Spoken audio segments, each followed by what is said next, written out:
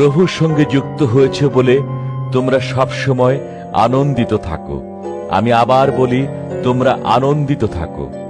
তোমাদের নরম স্বভাব যেন সকলে দেখতে পায়। প্রভু শীঘ্রই আসছেন।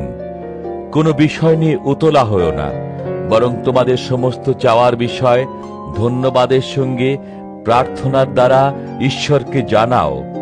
তার ফলে ঈশ্বরের দেওয়া যে শান্তির কথা মানুষ চিন্তা করেও বুঝতে পারে না, খ্রিস্ট যিশুর মধ্য দিয়ে সেই শান্তি তোমাদের অন্তর ও মনকে রক্ষা করবে।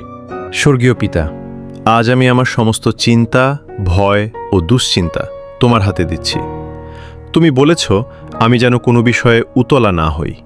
তাই আজ আমি ধন্যবাদের সঙ্গে আমার সব প্রয়োজন তোমার কাছে আনছি। প্রভু যিশু, আমার হৃদয়কে তোমার আনন্দে পূর্ণ করো। পরিস্থিতি নয়, তুমি যেন আমার আনন্দ হও। আজ আমি গ্রহণ করছি সেই শান্তি যা মানুষের বোধের বাইরে।